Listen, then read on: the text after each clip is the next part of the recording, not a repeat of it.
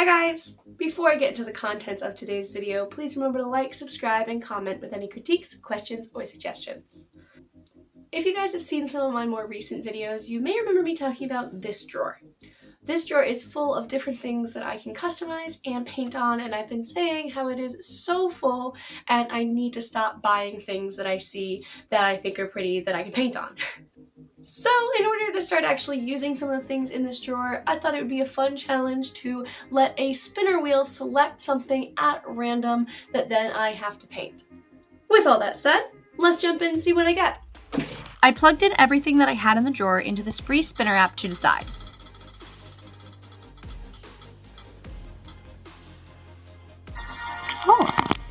The first thing I got was this wooden lantern from the dollar store. It has this little LED light in it too, so it does light up. At first, I really didn't have any ideas of what I was going to do with this, so I figured a good place to start was just gessoing the whole thing to prep it for paint. I also got some pizza to help fuel the creative process. I decided I wanted to create an Avatar: The Last Airbender, specifically a Fire Nation inspired lantern. If you don't know what Avatar: The Last Airbender is, it is one of the greatest cartoons of all time. It is absolutely amazing and highly recommend watching. My plan was to paint the whole lantern black and then cover it in with red detailing. I'm happy I gessoed first because this black paint was so thin. It's tempera paint, not acrylic, so I think that's probably why. I bought this paint for a paint pour project because it was cheaper than acrylic, and it worked totally fine for that, so I figured it would be fine for this too, but I have come to discover that is not the case, and it takes thousands of layers to paint anything with this paint. But after about 1 billion coats, it was finally painted and I moved on to the detailing. I googled some references to get some ideas of some designs that I could put onto the lantern.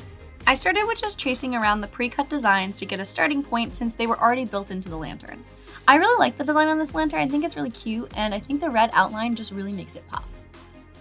Once I did that, I decided to draw the Fire Nation symbol on each of the other 3 sides since I knew that that was something I wanted on the lantern. This symbol has always been the hardest symbol for me to draw out of all 4 Avatar Nations, and the sizing of the symbol on each side of the lantern is definitely not the same, which does slightly bother me, but it does not bother me enough to go over it again with another 10 million layers of black paint to do it again. I tried to brainstorm other Fire Nation things that I could draw on here, and I remembered the white lotus chip that one of the characters always carries, so I thought that that would be really cool in the lantern. Unfortunately, it was a lot more detailed than I remember it being, and I didn't have room to fully draw it, so it just kind of looks like circles. After that, I just went around and added in lots of little doodles and designs to fill up all of the blank space. The finished project's a little bit messy and a little bit uneven, but the amount of doodles and stuff going on helps hide the imperfections. I knew I wanted to do at least 2 things for this video, so back to the spinner again for a second thing to customize, and we got the Avatar frame! Oh no! As you can tell by my oh no, I wasn't super excited about these frames. Don't get me wrong, I really like the frames. I just knew that this was going to be a time-consuming project.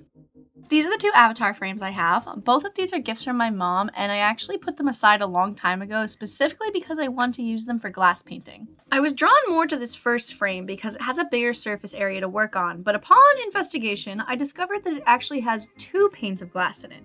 I want to paint on the bigger one, so I would have to remove the built-in border in order to use this one. So then I looked at the second one and I realized it isn't even glass. It is a plastic material that I just really didn't want to try to paint on. After some thought, I decided that I would go with the bigger one. I took out the smaller piece of glass and I actually put it with the other frame in the hopes that in the future I can substitute the plastic material for the glass. The first thing I needed to do for this was remove this border so I could get to the bigger pane of glass. I took a box cutter around the edges to try to loosen it up so I could pull it out, but I realized that it's held in by a bunch of thin nails that go into the frame. So I was gonna need something a little bit stronger. I thought if I could saw it into smaller sections, that I could then pull it out piece by piece. I also have a newfound respect for people who work with saws regularly because this very much hurt my hands. Also, this isn't even my saw, it's actually my cousin's. He left it in our basement when he was doing a project, so fair game, right? After a bit of sawing, I was able to pull it out of the frame. Next, I needed a plan for the painting, so I moved over to my drawing tablet. Since this is an Avatar: The Last Airbender theme, there was really only one possible option for what I was going to paint. I've actually wanted to paint Zuko on this frame since my mom gave it to me. I've just never got around to doing it. The reason I created it on the drawing tablet first was so then I can print it out and have something to trace over onto the glass. This is how I saw most people doing it back when glass painting was super popular. Since I've only ever done glass painting one other time, I really didn't want to create anything that was too complicated. I went with a headshot so the details wouldn't get too small, and I only used cell shading since that's the only style I'm familiar with and I've seen other people do when it comes to glass painting.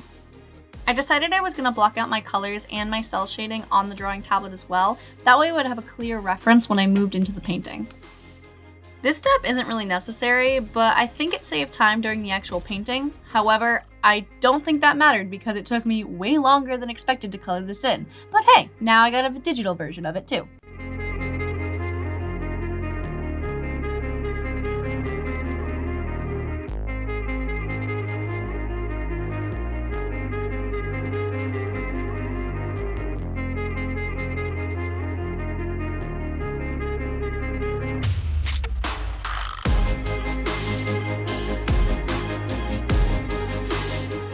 Once it was done, I printed it out and taped it onto the frame. Then I outlined the character with a Posca marker to transfer the design to the glass. The outline didn't take me too long at all since I was only outlining the character. I then flipped everything over and began blocking in the flames. I started with a thinner layer, just marking out where the color needed to be. With glass painting, you have to work backwards and use thick layers. To speed up the time in between layers, I had my heat gun on hand through this whole process. The reason you have to work backwards at glass painting is because whatever is laid down first is what's going to show when you flip it over. Normally you start with base colors and work your way up, but with this you have to start with the details and work your way back. You also need thick layers because if the layers are too thin, you're going to be able to see through them when the glass is held up to light. The nice part about glass painting is the more sections you finish, the messier you can get, since you're only going to be able to see the color that was laid down first. Anything you paint on top of that isn't going to be seen. So once I had the orange down, I could paint the yellow messy anywhere it was touching the orange since you weren't going to be able to see it. I just repeated this process of layering and drying the paint until I had filled in all the details.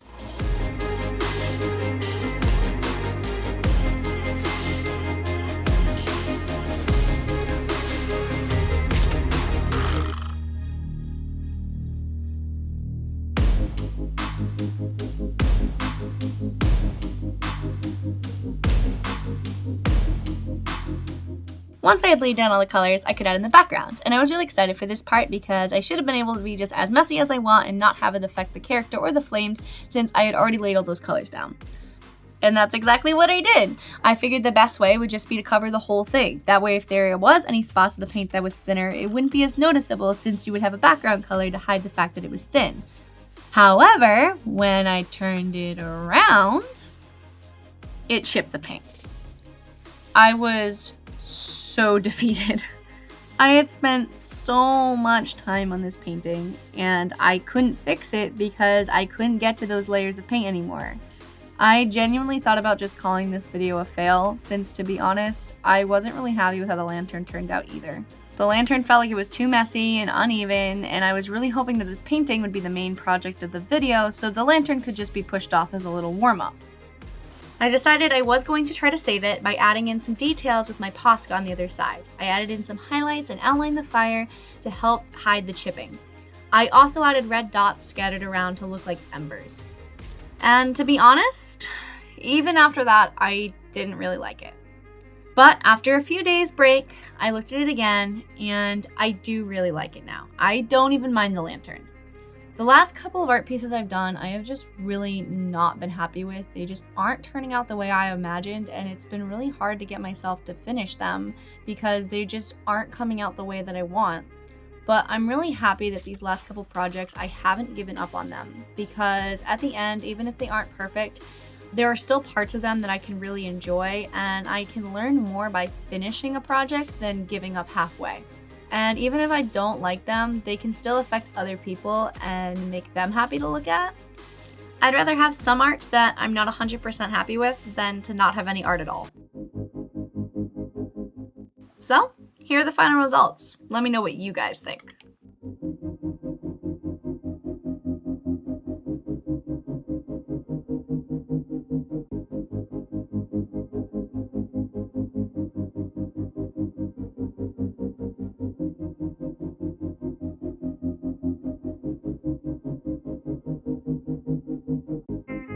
Let me know if you'd like to see me do this kind of video again, where I spin for some random objects from my things to paint drawer.